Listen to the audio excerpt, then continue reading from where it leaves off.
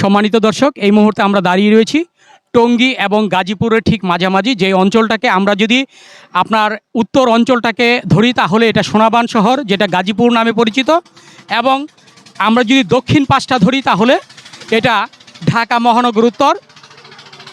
আমরা যেই বিষয়টি নিয়ে আজকে আপনাদের সামনে যেই প্রতিবেদনটা দেখাতে যাচ্ছি সেইটা হচ্ছে গত 3 মাস পূর্বেও অর্থাৎ 5ই আগস্টের পূর্বে এই অঞ্চলটাতে অর্থাৎ এই তুরাগ নদীতে আপনার প্রায় 100 নৌকা প্রতিদিন এপার থেকে ওপার যাতায়াত করত। এই নদীটা মূলত এই তুরাগ নদীটাকে যদি আমরা দুইটি অঞ্চলের সীমাবদ্ধতা ধরি তাহলে বলা যায় যে এই তুরাগ নদীটা ঢাকা এবং গাজীপুরের যে সীমানা রেখাকে বিভক্ত করেছে।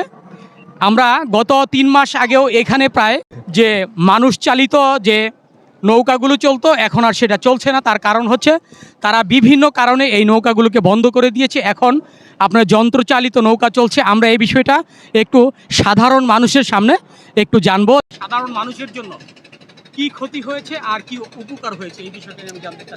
সাধারণ মানুষের জন্য তো আমরা যেটা ইঞ্জিন চালিত নৌকা, এটাই আমাদের জন্য ভালো, কারণ এটা তাড়াতাড়ি পার হওয়া যায়। আর সাধারণ মানুষ যেটা খেটে খাওয়া মানুষ, এদের জন্য একটু প্রবলেম হয়েছে। এরা তো আসলে এইটা দিয়েই তাদের সংসার চলতো।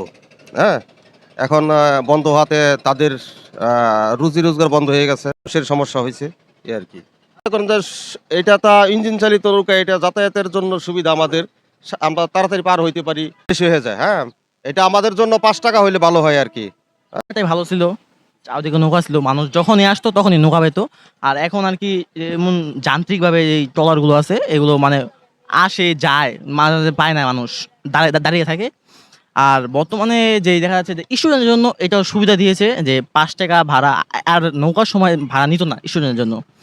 আর ভাড়াটা 10 টাকা করে না করে 5 টাকা যদি করতো এখান থেকে, এখান তো বেশি এটা দূরেও না, বেশি এটা দূরত্বও না, 5 টাকা করলে মনে করেন যে কি সাধারণ মানুষের সুবিধা হতো। নদীটি দিয়ে আসলে বিভিন্ন ছোট বড় ব্যবসায়ী এবং সাধারণ মানুষ পারাপার হয়।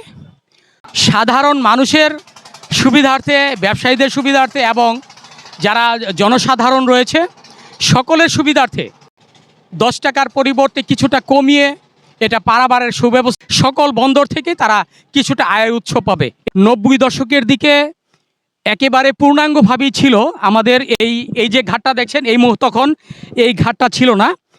এই ঘাটটা ছিল ঠিক ওই পাশ দিয়ে। তখন আমরা যখন খুব ছোট ছিলাম, আমরা সাধারণ মানুষ যারা, তখন আমরা এই যেটা নৌকা যেটাকে বলা হয় আপনার গরুর হাট, এই গরুর হাট পেরিয়ে আমরা ঠিক ওই পারে যেতাম। ঠিক তখন 1 টাকা ছিল, এরপর ধীরে ধীরে সেটা 5 টাকায় এসে দাঁড়ালো। কিন্তু বর্তমানে যে সরকার লিজ নিয়েছে, অর্থাৎ বর্তমান যে লিজ নিয়েছে তিনি এক লাফে সেটাকে 10 টাকা বাড়িয়ে দিয়েছে। এই বিষয়টা নিয়ে আমরা আসলে প্রশাসনের দৃষ্টি আকর্ষণ করছি এবং বাংলাদেশ অভ্যন্তরীণ নৌ পরিবহন কর্তৃপক্ষের যে চেয়ারম্যান মহোদয়, প্রশাসনকে অনুরোধ করব যাতে এই বিষয়টা নিয়ে তারা গভীর চিন্তা ভাবনা করে এই বিষয়টা নিয়ে তারা আপনার পরবর্তীতে পদক্ষেপ নিতে পারে। ধন্যবাদ।